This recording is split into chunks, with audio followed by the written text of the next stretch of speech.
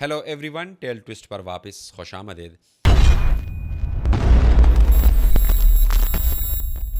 تقریباً 20,000 سالوں سے انسان بولتے اور بحث کرتے تھے، منصوبہ بندی، سوشلائزیشن اور خواب دیکھتے تھے، مگر ان سب کے باوجود ان کے پاس کچھ نہیں بچتا تھا۔ ہر سٹوری اپنے سٹوری ٹیلر کے ساتھ گزر جاتے تھے، ہر انوینشن اپنے انوینٹر کے ساتھ غائب ہو جاتی تھی۔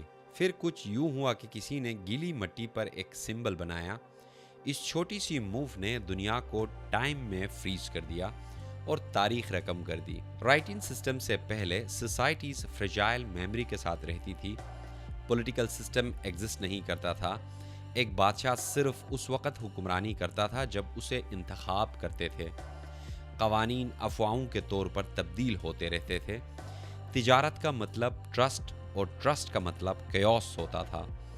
اس کا یہ بھی مطلب تھا کہ ایک آفت سنچریز کو مٹا سکتی تھی۔ اسی طرح سوسائٹیز گرو ہوئے لیکن ان کی کلیکٹیو میموری چھوٹی ہوتی گئی۔ یہاں ایک سائنٹیفک فیکٹ یہ بھی ہے کہ 30% لوگ لانگ سٹوری کو صرف ایک بار سننے کے بعد بھی غلط یاد کرتے ہیں۔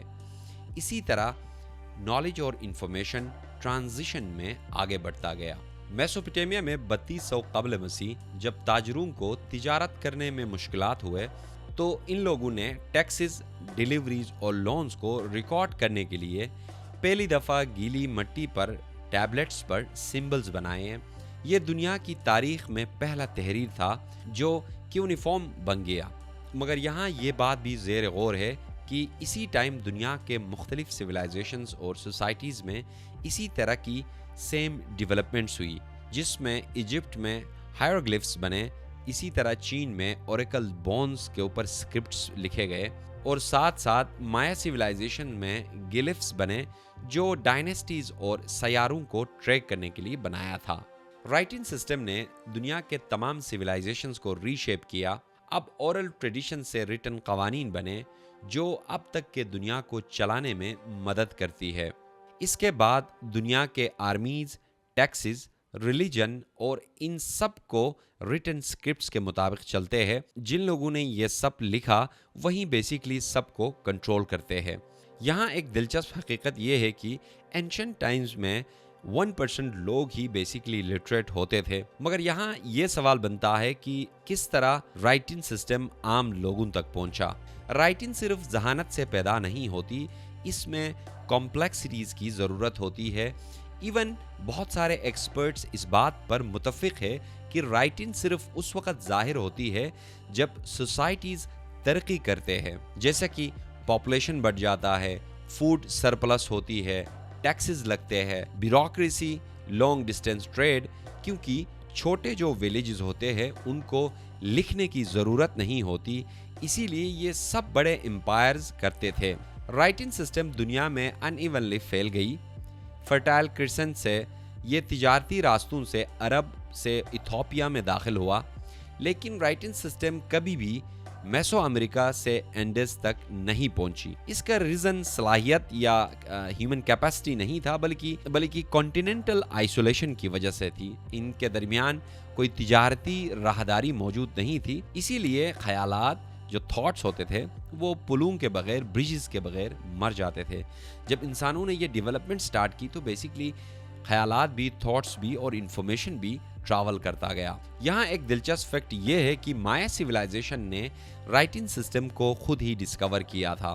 ان کے اوپر کوئی پرانا انفلوئنس بھی نہیں تھا، اور ساتھ ساتھ یہ کانٹیننٹل آئسولیشن میں ایگزسٹ کرتا تھا، اسی لیے ان لوگوں نے خود ہی بیسیکلی ڈسکور کیا تھا۔ ہر لینگویج کو ایک نظام کی ضرورت ہوتی ہے، جس میں ورڈ بیس سسٹم، جس میں چائنیز لوگوگرافز، سلیبل سسٹم، جاپنیز کانا، الفابیٹ سسٹم، فنیشین، گریک اور لیٹن۔ الفابیٹس نے کمیونیکیشن کو آسان بنایا لیکن نامکمل۔ اسی طرح انگریزی میں تقریباً 40 فونیمز اور 26 لیٹرز۔ یہاں آپ یہ سوچ رہے ہوں گے کہ رائٹنگ سسٹم کو نالج کے لیے تخلیق کیا گیا یا انسانوں کو کنٹرول کرنے کے لیے؟